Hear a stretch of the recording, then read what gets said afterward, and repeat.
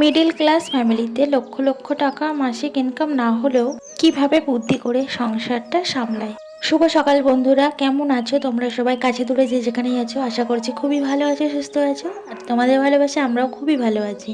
আমি টুকুন, আমার এই ছোট্ট চ্যানেলে তোমাদের সবাইকে স্বাগত জানিয়ে প্রতিদিনের মতো আবারও একটা নতুন ভিডিও নিয়ে চলে এসেছি। আশা করছি আজকের ভিডিওটা খুবই ভালো লাগবে। আজ সোমবার, ঘড়ির কাঁটে এখন সকাল 6টা ছুঁই ছুঁই। জামা কাপড়গুলো ভিজে ছাদে মেলে দেবো, তাহলে চলো ছাদ থেকে আজকে ভিডিওটা শুরু করা যাক। তো জামা কাপড়গুলো কালকে তুলেছিলাম, তখনই ভিজেছিল, তাই ভিতরে মেলে রেখেছিলাম। সকালবেলায় এই যে এখন হালকা রৌদ্রের মতো উঠেছে, তাই জামা কাপড়গুলো মেলে দিচ্ছি। আজকে রৌদ্রের তেমন জোর নেই, দেখেই বুঝতে পারছো রৌদ্র একদমই উঠেনি, মেঘলা আকাশ করে আছে। হয়তো ঠান্ডা পড়ার জন্য এতটাই মেঘলা করে আছে, বৃষ্টি বৃষ্টি হতে পারে। তো যাই হোক, তারপরে জামা কাপড়গুলো মেলে দিয়ে চলে এলাম রান্নাঘরে। রান্নাঘরটা খুলে নিচ্ছি, রান্নাঘরে ঢুকে এবার কাজ শুরু করে দেবো। আর রান্নাঘরটা ইঁদুর ঢোকে বলে দেখো, আমি প্রত্যেকদিন রাত্রে নিচে যাওয়ার আগে আমি এই রান্নাঘরে দৌড় দেওয়ার সময় দৌড়ের এই ফাঁকটাতে না একটা কাপড় দিয়ে দিই, তারপরে একটা টালি মতো আছে ওটা দিয়ে দিই, যাতে ইঁদুরগুলো না ঢুকতে পারে।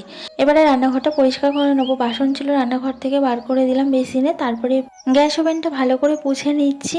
গ্যাস ওভেনটা পোছা হয়ে গেলে বাসনগুলো ধুয়ে মেজে নেবো। রাত্রে না আর সময় হয়নি বাসন মাজার, কারণ অনেকটাই রাত হয়ে গেছিলো কালকে, তার জন্য বাসনগুলো রেখে দিয়েছিলাম। তো আজকে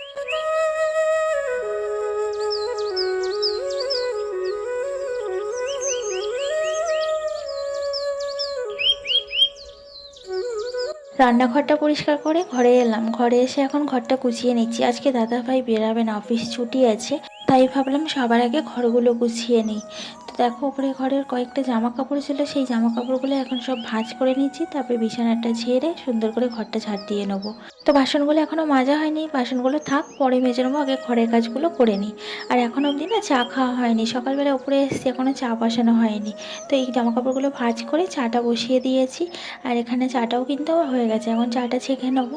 তো এখানে দেখো বিস্কুট ফুরিয়ে গেছিলো, তো বিস্কুটের প্যাকেট থেকে আমি বিস্কুটগুলো কৌটোতে ঢেলে নিচ্ছি। তো এবারে দেখছি দাদাভাই অন্য ধরনের বিস্কুট এনেছে, এটা নাকি টোস্ট বিস্কুট, খেতে বেশ দারুণ। বিস্কুটগুলো সব কৌটোতে ঢেলে নিয়ে তারপরে চাটা ছেঁকে নিচ্ছি আমার জন্য আর দাদাভাইয়ের জন্য। দাদাভাই অল্প চা খায়, তাই জন্য দাদাভাইয়ের জন্য ছোট্ট কাপ, আর আমি একটু বেশি চা খেতে ভালোবাসি, আমার জন্য বড় কাপ। আর আমার জন্য দেখো একটু চানাচুর নিয়ে নিয়েছি, চানাচুর দিয়ে চা খেতে আমার ভীষণ ভালো লাগে। তো দুজনে মিলে গল্প করতে করতে চাটা খেয়ে নিলাম, তারপরে বেসিনে চলে এলাম। এবার বাসনগুলো মেজে নেবো, একেবারে চায়ের কাপ দিয়ে আর কয়েকটা বাসন ছিল রান্নাঘরে, সব একসাথে মেজে নেবো। এখন শীতের সকাল তো খুবই দেরি হয়ে যায় উঠতে উঠতে, আলস্যি লাগে, ঠান্ডা ঠান্ডায় একদমই উঠতে ইচ্ছা করে না। তো রাত্রেবেলা যদি বাসনগুলো আমি মেজে ধুয়ে রাখি, তাহলে না আমার অনেকটাই সুবিধা হয়। সকালবেলা উঠে এসে না আমার বাসন মাজতে হয় না এই ঠান্ডা জলে হাত দিয়ে। আর সকালবেলা উপরে এসে কাজ করতে গেলে ভীষণই ভয় লাগে, বিশেষ করে জলের কাজ। জল তো পুরো ঠান্ডা বরফ হয়ে থাকে, ট্যাঙ্কির জল। তো গরমকালে জল পুরো গরম হয় আগুনের মতো, আর শীতকালে জল পুরো ঠান্ডা বরফের মতো। তো ভীষণই সমস্যা। তো বাসনগুলো আমি ধুয়ে নিলাম, চায়ের বাসনগুলো। তারপরে এই যে রাইস কুকারটা এখন আমি ভালো করে মেজে নিচ্ছি, এটাতে আমি ভাত করি যখন দাদাভাই বাড়িতে থাকে। তো কালকেও রবিবার ছিল, দাদাভাই বাড়িতে ছিল, তার জন্য এটাতে আমি ভাত করেছিলাম। আজকেও দাদাভাই বাড়িতে আছে, তো এটাতে ভাত করব। আর বললো না, পাশে বাড়ি একটা কুকুর ছাদে বেঁধে রেখেছে, তো অন্ধকারে ভয় পাচ্ছে মনে হয়, ঘেউ ঘেউ করছে। তো এতটাই অসুবিধা হচ্ছে আমার ভয়েস দিতে, তোমরা কিছু মনে করো না, একটু মানিয়ে নিও। তো বাসনগুলো আমার মাজা হয়ে গেছে, চলে এলাম নিচের ঘরে। তো নিচের ঘরে বিছানা কিন্তু আমি গুছিয়ে নিয়েছি, তারপরে ঘর দুয়ারগুলো এখন আমি ঝাড় দিয়ে নিচ্ছি। তো দাদাভাই বাড়িতে আছে, দেখো দাদাভাই শুয়ে আছে, ওই জন্য বিছানাটা দেখাতে পারলাম না। অন্য দিনের চাইতে আজকে সকালে দেখছি উঠে বেশ ঠান্ডাটা ভালোই পড়েছে, আর তার সঙ্গে হাওয়াও দিচ্ছে, মেঘলা আকাশ করে আছে। তোমাদের দিকে কেমন ঠান্ডা পড়েছে তোমরা তো কেউ বললে না, কমেন্ট বক্সে জানিও কিন্তু। নিচের ঘরে বিছানাটা আমি ছেড়ে সুন্দর করে গুছিয়ে রেখেছিলাম, আর দেখো তোমাদের দাদাভাই আজকে বাড়িতে আছে, আর বিছানাটার অবস্থা কি দেখে বলবে তোমরা কেউ। বিছানাটা আমি গুছিয়েছিলাম, ব্ল্যাঙ্কেটের সব ভাঁজ করে সুন্দর করে গুছিয়ে রেখে দিয়েছিলাম, দেখো গায়ে দিয়ে আবার শুয়েছে। তো সব দেখো চাদর টাদর কীভাবে উঠকে দিয়েছে।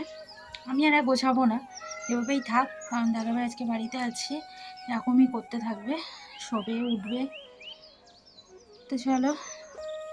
তো সকালে সব বাসি কাজ করা আমার হয়ে গেছে ওপর নিচে, আর আমি দেখো রেডি হয়ে গেছি। আমি এখন দাদাভাইয়ের সাথে বাজার করতে যাচ্ছি। দাদাভাই বললো বাজারে যাবে, চলো বাজার করে নিয়ে আসি আজকে যখন বাড়িতে আছি। তো বললাম হ্যাঁ, কেন যাবো না, চলো তাহলে।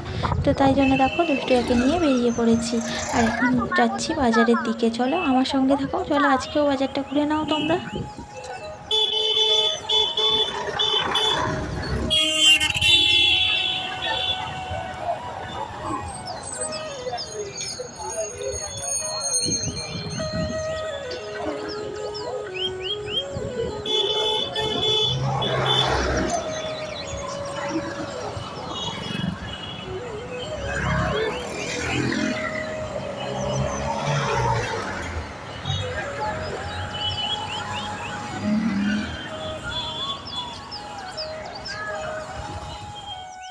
বাজার ঘুরে আমার তো সবজি বাজার করা হয়ে গেছে, আর এখন চলে এসেছি মাছের দোকানে। তো মাছের দোকানে এসে দেখি অনেক ভিড়, দাঁড়িয়ে রইলাম। একজনে মাছ কেটে দিচ্ছে, ওনার হবে তারপরে আমরা দেখব। আর এই দেখো দাদাভাই আজকে এই ব্রেসলেটটা নিয়ে এসেছে। তো কেমন হয়েছে জানিও কিন্তু। অনেক দিনে দাদাভাইয়ের শখ ছিল, বাট মধ্যবিত্ত সংসার হলে যা হয়, ইচ্ছা হলে আর সাথে সাথে তো নেওয়া যায় না, তাই অনেক দিনের স্বপ্ন আজকে পূরণ হলো। এমন অনেকেই আছে ইচ্ছা হওয়ার সাথে সাথে কিন্তু ইচ্ছাটা পূরণ করতে পারে, আর আমাদের মতো মধ্যবিত্ত ঘরে ইচ্ছা হলে অনেক দিন লেগে যায় ইচ্ছা পূরণ করতে। তো বাড়ি এসেই দেখো ভাত বসিয়ে দিয়েছি আগে, কারণ বেলা তো অনেক হয়ে গেছে, 12:30টার মতো বাজে। চলো তাহলে তোমাদেরকে দেখিয়ে দিই বাজার থেকে কি কি বাজার করলাম। তো এই দেখো এর মধ্যে কলা আছে, দাদাভাই বাজারে গেলে এই জিনিসটা তো নেবেই। তারপর আর নিয়েছি মেথি শাক। তো এই মেথি শাকটা কীভাবে রান্না করতে হয় আমি সত্যি জানি না, তোমরা যদি একটু বলো তাহলে আমার অনেক উপকারে আসবে। আর নিয়েছি ধনে পাতা। মেথি শাক না আমি কোনোদিন রান্না করিনি, দাদাভাই বললো বলে নিলাম। আর এখানে আছে চিংড়ি মাছ। তো চিংড়ি মাছটা নিয়েছি, বেশ বড় বড় পেয়েছি আর কমের মধ্যে পেয়েছি বলে নিয়েছি। চিংড়ি মাছটা দিয়ে দেখি কি করা যায়। ঘরে একটা নারকেল আছে, ভাবছি নারকেল দুধ করবো চিংড়ি মাছের। বেশিরভাগই তোমরা সবাই কিন্তু চিংড়ি মাছের মালাইকারিই বলো। তো যাই হোক, তারপরে দেখো আর কি এনেছি। তো এখানে এই যে বাঁধাকপি নিয়েছি, যেটা শীতকালে তো আমি নেবই, কারণ রুটির পাতে বাঁধাকপি চচ্চড়ি খুব দারুণ লাগে। আর নিয়েছি ফুলকপি একটা, আর নিয়েছি পালং শাক। তো পালং শাক তো এখন সব রকম সবজি দিয়ে রান্না করলে বেশ ভালোই লাগে।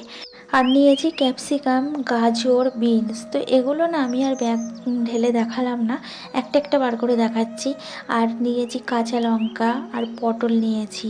তো এগুলো সবই ব্যাগের মধ্যে আছে, এখন আমাকে এটা ব্যাগ ওপর করে ঢেলে দেখাতে হবে, তার জন্য আর দেখালাম না, একটা একটা করে বার করেই দেখালাম। আর নিয়েছি বেগুন। তো আজকের এই বাজার করেছি, বাজারগুলো সব এখন আমি ফ্রিজে ঢুকিয়ে রাখবো, ওই জন্য এখন আর এখানে ঢাললাম না।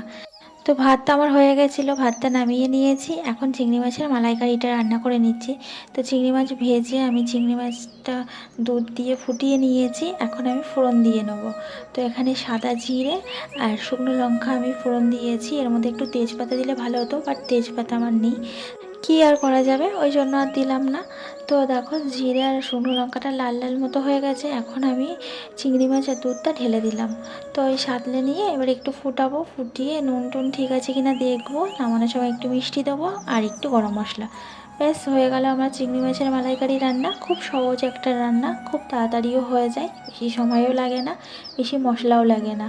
আর কালকের একটু মাংস আছে, ওই জন্য আর কিছু করলাম না। আমাদের লক্ষ লক্ষ টাকা মাসিক ইনকাম নেই, তবে কি বলতো বুদ্ধি খাটিয়ে সংসারটা চালাই বলে আমাদের কোনো অসুবিধা হয় না।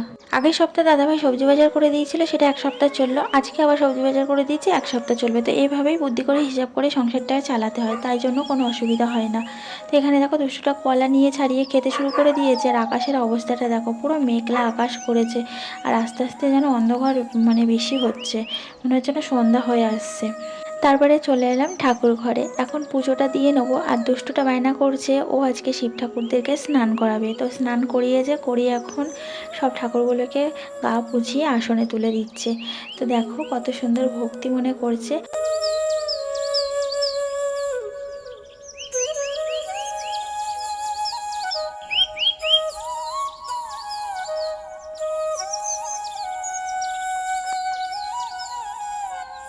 তারপরে আমি ঠাকুরগুলোকে সাজিয়ে ঠাকুরের জল মিষ্টি দিয়ে প্রদীপ ধরিয়ে আরতি করে পুজোটা সম্পন্ন করে নিলাম।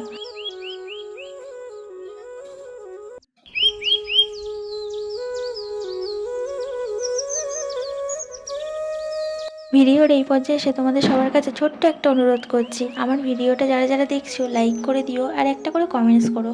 তোমরা অনেকে লাইক করছো বাট কমেন্টস করছো না, এদিকে কমেন্টস করছো বাট লাইক করছো না। তো এরকম না করে যারা যারা লাইক করছো একটা করে কমেন্টস করে দিও, তোমাদের কমেন্টস আর একটা লাইক আমাকে ভিডিও বানানোর উৎসাহ বাড়িয়ে দেবে। তারপরে দেখো নিচে এলাম, আর এখন 4:30 বাজে, সবে ওপরের কাজ সব শেষ হলো। তো এখন এবার একটু রেস্ট নেবো। আর যারা যারা সাবস্ক্রাইব করে আমার পাশে আছো তোমাদেরকে অসংখ্য ধন্যবাদ ও ভালোবাসা জানাই। আর নতুন বন্ধু যারা আছে চ্যানেলটা সাবস্ক্রাইব করে আমার পাশে থেকো। সবাই সুস্থ থেকো, ভালো থেকো, দেখা হচ্ছে কালকে আবার একটা নতুন ভিডিওতে।